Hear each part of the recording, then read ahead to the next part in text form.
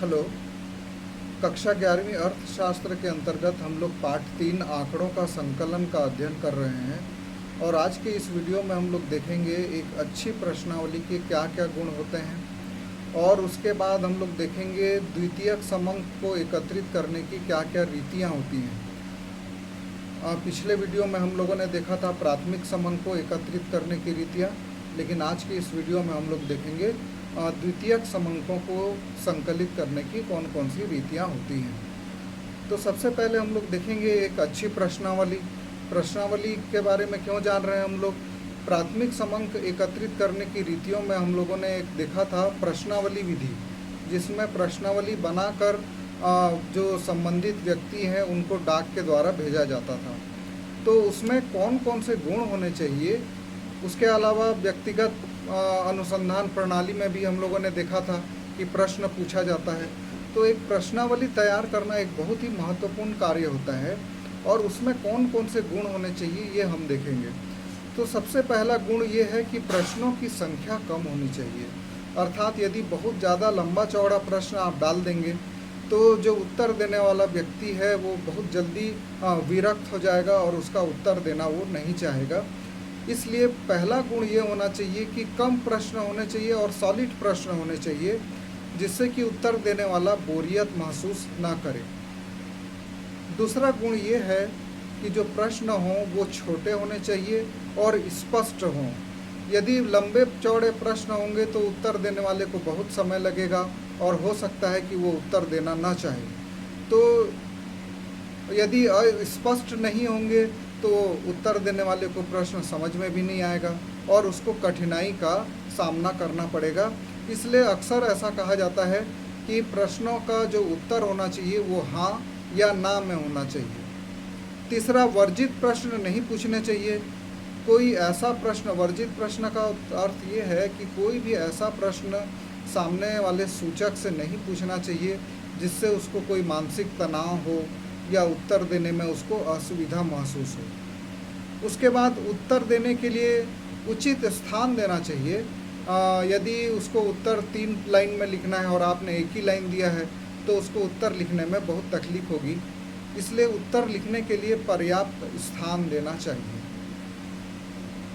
उसके बाद पांचवा जो है उचित क्रम होना चाहिए, प्रश्नों का क्रम उचित होना चाहिए ताकि उत्तर देने वाले को आसानी हो। जैसे कि हमारे सामने 2 प्रश्न हैं, आप क्या नौकरी करते हैं और आपका वेतन कितना है। यदि हम लोग इसको उल्टा कर दें कि आपका वेतन कितना है, फिर हम इस प्रश्न को पूछें कि आप क्या नौकरी करते हैं, तो ये गलत हो जाएगा, क्रम गलत हो जाएगा। इसलिए सबसे पहले हमको क्या पूछना चाहिए, क्या आप नौकरी करते हैं, और यदि नौकरी करते हैं तो आपका वेतन कितना है। उसके बाद कुछ निर्देश भी दे देने चाहिए। यदि हमको शुद्ध निष्कर्ष प्राप्त करना है तो हमको कुछ निर्देश देने चाहिए। यदि लंबाई संबंधी प्रश्न पूछ रहे हैं तो स्पष्ट होना चाहिए कि लंबाई का उत्तर मीटर में देना है कि सेंटीमीटर में देना है या किलोमीटर में देना है। यदि हम दूरी के बारे में, ज़्यादा दूरी के बारे में बात कर रहे हैं तो हमको निर्देश देना चाहिए कि उत्तर किलोमीटर में हो। ये सारी चीज़ें आवश्यक हैं। उसके बाद जो 7वां सावधानी ये रखना चाहिए कि अनुसंधान से संबंधित प्रश्न ही शामिल करने चाहिए। कोई इधर उधर के प्रश्न या व्यर्थ प्रश्नों को नहीं पूछना चाहिए। यदि एक फैक्ट्री के श्रमिक के मजदूरी के संबंध में जांच करना हो तो उससे ये नहीं पूछना चाहिए कि आपका दृष्टिकोण क्या है, आपको क्या लगता है कि आपको कितना वेतन चाहिए, कितना वेतन मिलना चाहिए। तो वो तो अपना दृष्टिकोण बताएगा। हो सकता है उसको 5,000 वेतन मिल रहा हो और वो ये बताए कि मेरे को 50,000 मिलना चाहिए। तो जो अनुसंधान से संबंधित प्रश्न हैं केवल उन्हीं को ही पूछना चाहिए। उसके बाद जो 8वां और अंतिम बात है एक अच्छी प्रश्नावली में, हमको जो भी हम प्रश्नावली तैयार करते हैं उसका पूर्व परीक्षण कर लेना चाहिए। उसको पहले से एक बार सर्वे करके कुछ लोगों के से प्रश्न पूछ के देख लेना चाहिए कि कहीं कोई असुविधा या कठिनाई तो नहीं आ रही है, ताकि उसमें हम लोग संशोधन कर सकें। तो इस प्रकार मुख्य बातों को आप लोग ध्यान में रखिए। एक अच्छी प्रश्नावली के गुण परीक्षा में भी आता है। प्रश्नों की संख्या कम होनी चाहिए, उत्तर देने के लिए पर्याप्त स्थान होना चाहिए, प्रश्न छोटे और स्पष्ट होने चाहिए, अनुसंधान से संबंधित प्रश्न ही होने चाहिए। ऐसे प्रश्न नहीं पूछना चाहिए जिनको कि वर्जित प्रश्न कहते हैं, जिससे उत्तर देने वाले को कोई तकलीफ हो। अब आइए देखते हैं कि इनको संकलित करने की रीतियाँ क्या क्या हो सकती हैं। रीतियाँ हम लोगों ने प्राथमिक समंकों को संकलित करने की रीतियाँ देखा, और हम लोग जानते हैं कि जो प्राथमिक आंकड़ों को जो संकलित किया जाता है और उन्हीं को जब दोबारा उपयोग में लाया जाता है, तब वो द्वितीयक आंकड़े कहलाते हैं। और जो प्राथमिक आंकड़े होते हैं वो जिस अनुसंधान के उद्देश्य से एकत्रित किए जाते हैं, अक्सर उनको प्रकाशित किया जाता है। वो विभिन्न सरकारी पत्रिकाओं में मिल जाएंगे, आपको सरकारी प्रकाशन में मिल जाएंगे, अंतर्राष्ट्रीय प्रकाशन में मिल जाएंगे, और अर्ध सरकारी संस्थाओं के प्रकाशन में भी वो मिल जाएंगे। तो इसलिए इनको दो भागों में बांटा गया है, एक तो जो अप्रकाशित स्रोत हैं और दूसरे हैं प्रकाशित स्रोत। तो सबसे पहले प्रकाशित स्रोत में सबसे जो महत्वपूर्ण इसके जो स्रोत हैं वो है सरकारी प्रकाशन। सरकारें जो हैं, केंद्रीय सरकार हो या राज्य सरकार हो, वो समय समय पर आंकड़ों को एकत्र करती है और उसका वो प्रकाशन भी करती है। जैसे कि राष्ट्रीय आय संबंधी आंकड़े, ऋणग्रस्तता संबंधी आंकड़े, आर्थिक सर्वेक्षण से संबंधित आंकड़े, व्यापारिक आंकड़े, भारतीय रिजर्व बैंक के आंकड़े, ये सब समय समय पर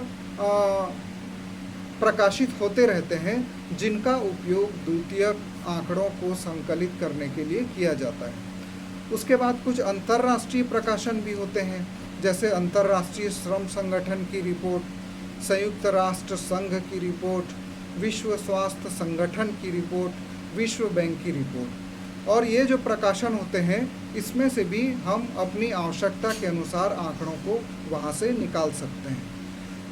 इसके अलावा कुछ अर्ध सरकारी संस्थाएं भी होती हैं, जैसे नगर निगम, नगर पालिका, जिला बोर्ड, विश्वविद्यालय। इनके द्वारा भी समय समय पर आंकड़ों का प्रकाशन किया जाता है, जैसे जन्म, मृत्यु, स्वास्थ्य और शिक्षा। तो इनको भी हम अपने आंकड़ों में प्रयोग में ला सकते हैं, अपने अनुसंधान में प्रयोग में ला सकते हैं। इसके अलावा बहुत सी आयोग बनाए जाते हैं, समितियां बनाई जाती हैं, उनके रिपोर्ट को हम लोग उपयोग में ला सकते हैं। जो पत्र पत्रिकाएं होती हैं, उसमें भी बहुत सारे आंकड़े आते हैं, उसका भी हम लोग उपयोग कर सकते हैं। उसके बाद जो अनुसंधान होते हैं, उसके भी रिपोर्ट्स जो हैं वो प्रकाशित किए जाते हैं, उनको भी हम लोग उपयोग में ला सकते हैं। व्यापारिक संघों द्वारा जो प्रकाशन किए जाते हैं आंकड़े, जैसे चैम्बर्स ऑफ कॉमर्स, सहकारी समितियां, स्टॉक एक्सचेंज, श्रम संघ, इनके आंकड़ों को भी हम लोग प्रयोग में ला सकते हैं। और इसके अलावा कुछ अप्रकाशित स्रोत भी होते हैं, जैसे कि जो केवल दफ्तरों की फाइलों में होते हैं, रजिस्टरों में रहते हैं और ये गोपनीय रखे जाते हैं, लेकिन कुछ व्यक्तिगत अनुसंधानकर्ता शोध कार्य के लिए अनुमति लेकर इनका वो प्रयोग कर सकते हैं। तो इस प्रकार आज के वीडियो में हम लोगों ने देखा, एक अच्छी प्रश्नावली के गुण, प्रश्नों की संख्या कम होना चाहिए, अनुसंधान संबंधी प्रश्न ही होना चाहिए, प्रश्नों का उत्तर लिखने के लिए पर्याप्त जगह होना चाहिए, प्रश्न छोटे और स्पष्ट होने चाहिए। उसके बाद उनको संकलित करने की रीतियों को हमने देखा। प्रायः इसके जो स्रोत होते हैं उनको दो भागों में बांटा जाता है, एक है प्रकाशित स्रोत और दूसरा है अप्रकाशित स्रोत। प्रकाशित स्रोत में हमने देखा जो सरकारी प्रकाशन हैं वो बहुत ही विश्वसनीय होते हैं और उन पर जो प्रकाशित किए जाते हैं आंकड़े, उनको हम लोग अपने अनुसंधान में द्वितीयक आंकड़ों के रूप में प्रयोग कर सकते हैं। अंतर्राष्ट्रीय प्रकाशन होते हैं, उनका भी हम उपयोग कर सकते हैं। अर्ध सरकारी संस्थाओं के जो प्रकाशन होते हैं उनका भी उपयोग कर सकते हैं। विभिन्न न्यायालयों द्वारा या सरकारों द्वारा जो आयोग और समितियां बनाई जाती हैं समय समय पर, उनके रिपोर्ट को भी हम लोग उपयोग में ला सकते हैं। पत्र पत्रिकाओं में जो सूचनाएं प्रकाशित होती हैं उनको भी हम उपयोग में ला सकते हैं। और उसके अलावा व्यापारिक संघों के द्वारा और अनुसंधानकर्ता संस्थाओं के द्वारा जो प्रकाशन किए जाते हैं उनको भी हम उपयोग में ला सकते हैं। और कुछ अप्रकाशित स्रोत रहते हैं जिनको कि गोपनीय रखा जाता है, अर्थात इनका प्रकाशन नहीं किया जाता, लेकिन अनुसंधान के लिए अनुमति लेकर हम लोग इनका भी प्रयोग कर सकते हैं।